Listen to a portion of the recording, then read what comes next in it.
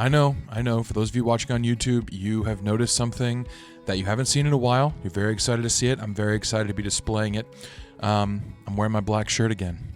And I realize this is something probably nobody noticed, but for a while I wore this black shirt in every single episode, and it was like, that's going to be my consistent look. That's going to be the thing I'm wearing all the time. Then I left my shirt at my girlfriend's house a few weeks ago down in Florida, and I couldn't get it back for a while.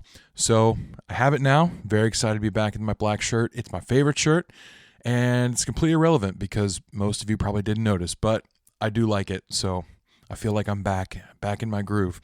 This week's episode, we're going to be talking about something that I think everybody struggles with to some degree or another, and that is some degree of self-esteem issue. Now, I'm not talking about self-esteem like as the world sees it. I think we have self-esteem issues for sure, just kind of out there in the general public, and we also have the antithesis of that problem where people are just incredibly entitled. They think they are just like cream of the crop people. They see themselves as the best of the best and deserving of everything, very expectant of certain behavior and treatment. And then when you question them, like, well, based on what do you have the right to ask for that? Or based on what are you entitled to that? There's not really an answer. It's just like, well, because I'm great. And so we have that problem, and we have people thinking they're just absolutely worthless. And I think both of these, from like a secular perspective, come from a lack of God in life. If you do have some sort of higher power that you're worshiping, it doesn't have to be Christian, it doesn't have to be the God of the Bible by any means, but some sort of higher power, then you kind of have all of humanity on one level playing field. It both humbles you and kind of lifts you up as you realize that God has created you and has considered you. And so I think if you lack God, then you kind of fall into these two camps of like, oh man, like almost a nihilistic thinking where it's like there's nothing out there, I am worthless, everything is worthless. Or you go the opposite route and you think, well, because there is no God, I am basically the God of my own existence. And you start to think of yourself as really high and mighty. But that's not what I want to talk about today. I'd like to talk about self-esteem issues as they relate in the Christian context. And I think this happens because when you're called to be a Christian, when you're called to follow after God, people are supposed to analyze God. They're supposed to understand, who is he? How does he think? What does he do? What does he expect of me? We're supposed to kind of look at his perfection as best we can and model it as best we can. It's a huge task, but it requires us to observe God and follow after him, which means we also have to observe ourselves and what we're doing, where we're falling short. And I think people tend to go in two camps with this too. They think, okay, I'll observe God, I'll see how great he is, and I'll observe myself and I'll see how terrible I am. And a lot of times people just think, well, I'm doing God's work by really feeling terrible. I mean, look at how humble and lowly I am before the Most High. And so I'm really doing a good work by feeling awful. And this is where you get people in ancient times like monastic Christianity that would like beat themselves. It's like, okay, anytime I have any thought that's not thinking how great God is and how poor I am, I need to make myself more lowly by just tearing myself down, body and mind. And I don't think this is what the Bible prescribes at all. I don't think this is what we at all are seeing in Scripture, but it is what people's minds go to. And even now that we're not practicing, widely practicing like self-flagellation or anything like that, mentally, a lot of people still do this. They think, okay, well, in order to follow after God, it means I need to just sit in this space of realizing how terrible I am and how wonderful he is. And I think it's a good thing to consider, but it's not all the way what you're supposed to be doing. This is not where you need to be stopping, because this is not good work. Sitting there in a place of almost worthlessness or feeling worthless might give you some sense of humility or lowliness that you think is virtuous, but it's not at all what God calls us to. So yes, consider that. Consider God's goodness and your not so goodness. But if that's the only step you're taking and thinking you're doing enough, absolutely that's not the case.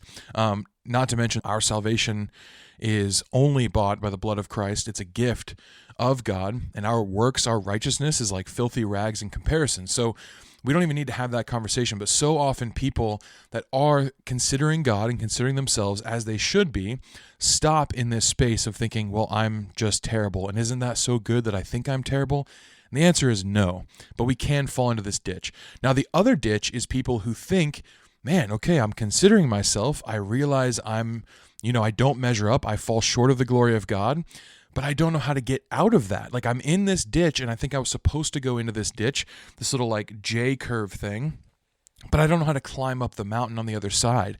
All I can do is just kind of like take that step of faith, leap off the cliff into the ditch of feeling terrible, but I don't know how to take actionable steps forward into being more and more like him, because nothing I do is getting me closer to salvation. Nothing I do is making it assured that I will attain perfection in this life.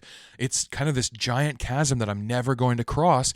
And so I feel like I'm stuck feeling like those people who have some sort of self-righteousness by virtue of feeling terrible about themselves, but I don't want to. And these are kind of the two camps people fall into when they are esteeming God and esteeming themselves, and they realize how great a divide there is between the two. And I think the answer in both cases is obviously Jesus. He is the thing that stands in the middle between us and God and says, I'm reconciling you to him. That giant space between you guys, I'm bringing together. I'm closing that gap. And so you can now approach God because he has approached us. And I think we do need to focus more on the sacrifice of Christ and what he's done for us. But when we do this, there are actionable and practical steps that I think we need to take, especially in changing our mindset as to our worthfulness. Now, first of all, when you consider the sacrifice of Christ, you have to at least logically, academically, conclude that you are now worth something. God died for you. He paid his blood for you. And now there is nothing else of greater worth and value than that. And so that is your going rate. That is what you are worth, like it or not. Now, other people still want to kind of push back on this and say, yes, I know this academically, but what does that mean for me practically? Because I can never pay that back. I can never do anything to actually be worth the price that was paid. And I think this is wrong thinking, because God does not ask us to pay him back. He asks us to follow him in love. He asks us to respond to what he's done in love. He wants relationship with us. He is actually the one doing the work inside of us, but we have to kind of live this life of self-sacrifice, of surrender over to his will. And so when we're thinking like this, in these terms of like, I'm not good enough, and even though I know I am worth something because he died for me, I can never pay that back, we are going to feel terrible about ourselves and just be stuck there, because we think, practically, I don't know what I offer him, that him in his fullness doesn't have in and of itself. And when we feel like we have nothing to give, we stagnate. When we feel like we have nothing to offer anybody, especially God, we just sit still. And I think we need to go a little bit further. Now, we're looking at God through our perspective, and this is good. We should be doing this. We should look up at the Most High and realize how high up he is. And that's going to make us realize naturally just how low we are. However, we need to take the next step of looking at ourselves through his eyes. This doesn't just mean academically consider the sacrifice that he gave. This means look at how he views you. Internalize that fact. If you can't do this, then you are going to just be stuck thinking, I have nothing to offer. And I have a little example to give you. When I was in Israel a few years ago now, wow, it seems like it's like yesterday, but about 2 years ago now, I bought this. This is a widow's mite. It's real small. I don't know how close I can get to the camera. You probably can't see much detail in it. But I bought this because I thought it was super cool. It's connected to the biblical story that we find in Luke 21. And it's obviously a very classic, Christian icon. Now, I don't mean icon like the Catholics use it or anything like that. Just a classic Christian symbol because it deals in a very tangible piece of history that Jesus also interacted with. And so I thought it was cool. I thought it'd be cool for future messages. It's a cool little piece of history to have, a cool souvenir. And so I bought it, and I bought it from the store that we really weren't supposed to haggle in, because it was like this Christian store located in the West Bank that kind of faces persecution a good amount. There's not a lot of Christians in the West Bank. And so this group was like, we're trying to offer good prices, but we're also trying to make a living. And so you weren't really supposed to haggle with them, but I got them down from $200 to $180. That is what I paid for this tiny coin. Now, I say this realizing that is an absurd amount to pay for a tiny little droplet of, I think, copper. and a little bit of an impression on the copper. That is a wild amount of money to pay for a little piece of metal, but it was more than the metal. It was the story behind it. It was, the history of it and the connection to my faith. And so I did buy it. And I'd like to defend myself a little bit because that actually is a pretty fair price for a good quality widow's mite, where you can see the engraving on it pretty well, which you can in this one, although you can't in the video too well. But they can go for, like, you have some that are really, really poor copies that are anywhere from $80 and some are upwards of $250 if they're a really, really good copy of one. But this is an authentic widow's mite, mid-grade value. It's authentically verified. I have like papers for it and everything, and it cost me $180. And what I want to say about that is that in the story of Jesus, we got Luke 21. We've got 4 verses here that I'd like to read. It says, Jesus looked up and saw the rich putting their gifts into the offering box, and he saw a poor widow put in 2 small copper coins. So there you go. Widow's mite is made of copper. And he said, truly, I tell you, this poor widow has put in more than all of them. For they all contributed out of their abundance, but she out of her poverty put in all she had to live on. Now, Jesus here is talking about the willingness of a person's heart and the trust that they have, right? The wealthy are putting in a good amount of money, but it's not really any sort of sacrifice that they're giving. They're not really doing it with their heart. They're doing it kind of out of obligation. The widow is seriously considering, she has to, because it's all she has. She's seriously considering her offering and giving it with a willing heart, even though it's everything she had. It's not a lesson in give everything you have and then Jesus is pleased. It's a lesson in what is your heart posture when you are giving. So that's kind of the lesson here. But this is 4 verses in the Bible. Out of all the pages of Scripture, the widow's mite is listed in these 4 verses. And at the time that this widow was giving 2 small copper coins, these would have been worth, there's a little bit of debate on this, but as far as buying power goes, these would have been worth about the equivalent of roughly 39 cents a piece. So take 39 cents and go to any store and consider, what can I buy with that money? Now, some scholars will value it a lot less. They'll say it's like fractions and fractions of a penny, like 0.0002 something. But other estimates have it around 39 cents. So she would have given about 78 cents in this offering.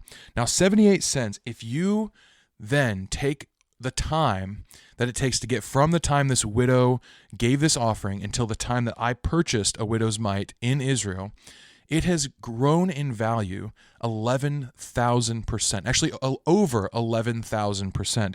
And this is an obscene amount. Why? Let me ask this question. Why? Why has the value of this grown exponentially in such an amazing way? And the answer is because Jesus noticed it.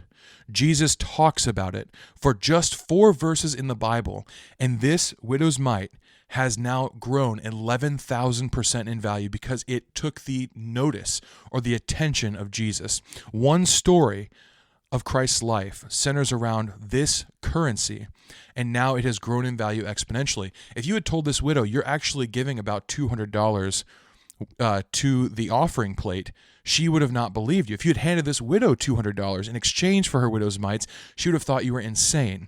She looked at what she had and she thought, I have nothing. All it took was the notice of Jesus and time.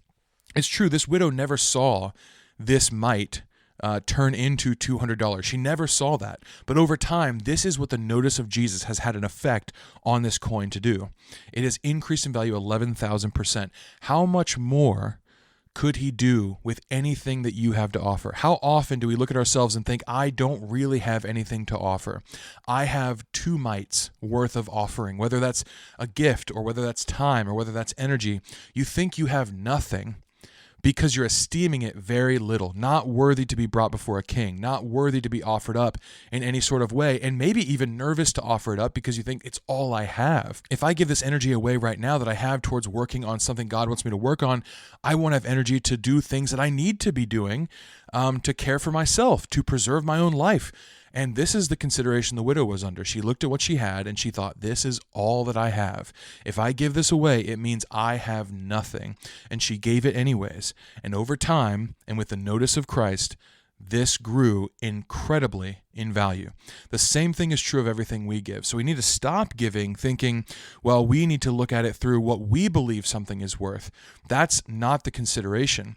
When we actually refuse to give because we think we don't have much to give, we're denying the power that Jesus actually has. Because if he can, just by in 4 verses, noticing a coin, make it grow 11,000% in value, he can do so much more with anything that you have to offer. I don't care if it's saying hello to someone on the street or smiling to someone kindly. He can take that and do more with it than you ever could.